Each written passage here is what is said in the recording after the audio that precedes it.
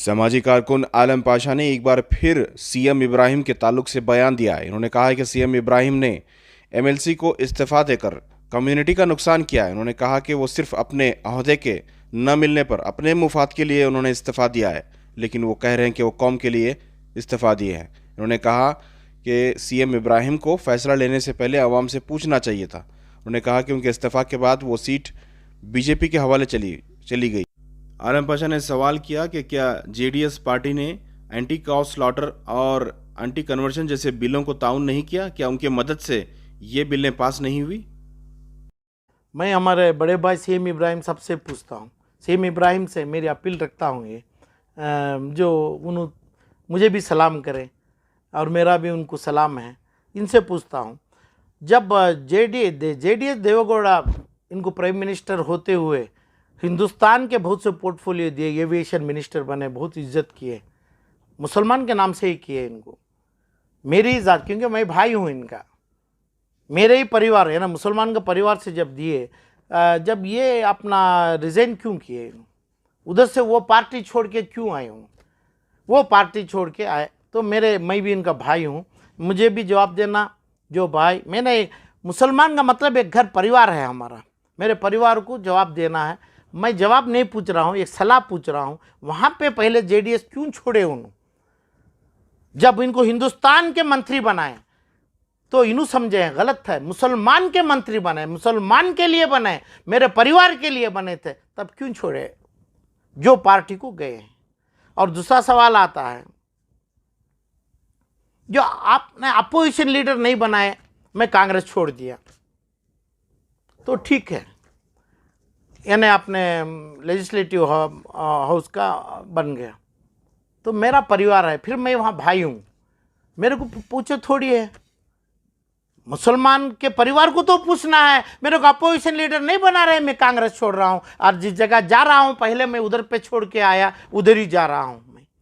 तो मेरे परिवार में झगड़ा हो गया, अभी मेरे ही परिवार में ये झगड़ा हुआ जब काउंसिलर की बिल आ गई और जब एंटी कन्वर्शन की बिल आ गई। उस टाइम पे एमएलसी का एक नंबर था, कौन से पार्टी से तुम एमएलसी थे, जीरो है मेरे लिए।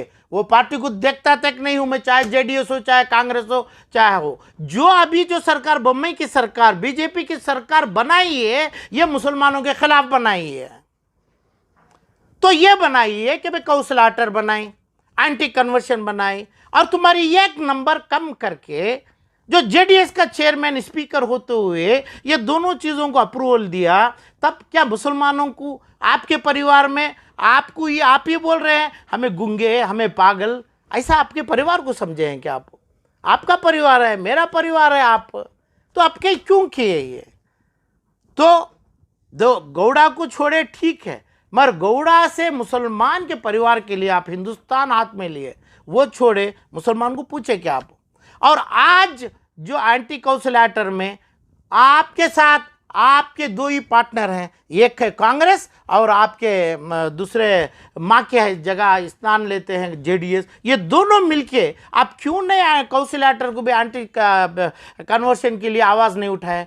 क्यों नहीं आप धरना नहीं बैठे? क्यों नहीं तो तुम्हें अपना कानूनी कार्रवाई नहीं करे? क्यों ये चीज़ को आराम से बम्बई सरकार से, येडियुरप्पा सरकार से आराम से पास करने के लिए देके मेरे घर में, यानी मुसलमान के परिवार में जो परिवार की इनहेरिटेंस थी, वही इनहेरिटेंस से हिंदुस्तान मिला तुम्हारे को। यही इनहेरिटेंस से आप अपोजिशन लीडर डिमांड करें, यही इनहेरिटेंस से जो हिंदुस्तान पहले आपको दिया वही घर पे गए। तो जो गए आप कांग्रेस से, वहाँ पे कांग्रेस के एज ए एमएलसी होके और एज ए कांग्रेस के लोगों को भी रखे, जेडीएस को भी रखे, जो आपके माँ के स्थान में है, ये फैमिली में, उनको भी रखे। आप ये क्यों नहीं करे कि भाई ये दोनों चीज़ मुसलमान को चाहिए, ये इसके लिए आपकी आवाज़ बुलंद क्यों नहीं करे? कहाँ भी नहीं है आप, आपके वोट में नहीं है, आप आपके रेसिग्नेशन में आपका वोट का पावर गया, यानी वोट का पावर रोज ही देते हैं, दूध देते हैं आपकी माँ को, आपके बच्चों को दूध का तलब करते हैं, वो आपका वोट है। आपका वोट अपने आप खारिज कर लिए। वो वोट जेडीएस के तरफ से जेडीएस वोट किया एंटी काउंसिलर पे, नहीं काउंसिल आर्डर पे, एंटी कन्वर्शन पे, उसका फ़ायदा आपको मिला क्या नहीं मिला सीएम इब्राहिम साहब को? वो आप तो इसमें मुसलमानों को, मेरे परिवार को धक्का हुआ क्या नहीं हुआ? और जो आप जो बोलते हैं मेरे भाई, मैं आपके लिए, मुसलमानों के लिए हैं, मैं भी तो आपका घर का बड़ा भाई हूँ, आप मेरे को पूछे क्या? मुसलमान को पूछ के कर रहे हैं क्या आप? हिंदुस्तानी आपके पास आया, हमारे को केयर नहीं है, हमारा घर, हमारी इज्जत, हमारी यूनिटी यानी मुसलमानों की परिवार में। उनका कहना है कि मैं एमएलसी ठुकरा के आ गया हूँ। अपोजिशन लीडर के लिए एमएलसी ठुकरा है, एमएलसी बनाया। सीएम इब्राहिम जिस जगह पे आप खड़े थे हारे, वो देख के आपको एमएलसी नहीं दिया गया, मुसलमानों के लिए एमएलसी दिया गया था कोई भी पार्टी में। हम मेरे लिए आपको पार्टी दिया गया था, एमएलसी की सीट वो क्या बोलते हैं, ऐसा ही दिया, फ्री में दिया, फुगुट में दिया गया आपको, कम्युनिटी के नाम से ठुकरा दिए। तो मेरा आपका वोट गया, आपका वोट जीरो कर दिए। वो वोट का बेनिफिट जेडीएस को पावर दे दिए, जेडीएस वाला अपना काउंसिल आर्डर के फेवर में वोट किया। वो फ़ायदा जेडीएस करने के आपके जहन में था क्या? आप वही जहन बनाए थे क्या? इसके लिए ठुकराए क्या? बस यही मेरी अपील है मेरे भाई से। क्या आप बोल रहे हैं कि सौदेबाजी हुई है कुछ? ना, जिम्मेदारी आज भी आप ही जिम्मेदार हैं इब्राहिम साहब, आप ही मुसलमानों को जिम्मेदार हैं। मुसलमान मैं ही आपका घर वाला हूँ, परिवार हूँ, मुझे जवाब देना है। मेरे घर में जो करे, इसमें आपकी दूसरी, मेरे घर की आप सेफ्टी से रखें क्या? मेरे घर के ऊपर, मेरे चीज़ के ऊपर और कोई आपकी करतूत से, आपकी चीज़ों से पूरा मेरे घर को फ्यूचर में यानी सर्वनाश करने का आप दुआ करें। ऐसी दुआ है क्या आपकी? बस इतना ही चाह रहा हूँ मैं, आप जो जवाब दें। एमएलसी का आपका छोड़ने से दो फायदे हुए, एक बीजेपी को फ़ायदा हुआ, ये दोनों बिल पास हो गए, येडियुरप्पा को फ़ायदा हुआ, बोम्मई को फ़ायदा हुआ। और आप बीजेपी का स्नान छोड़ने, अपना एमएलसी का वोट खारिज करने से वो पावर मिला आपने जेडीएस को, जेडीएस का स्पीकर का वोट एक मिला, वो वोट से इन्होंने जीत दिए। और दूसरा क्या, ठुकराने में क्या है? ठुकराने में मुसलमान को थोड़ी फ़ायदा हुआ है, बल्कि नुकसान हुआ है ना, पूरे का पूरा नुकसान हुआ है।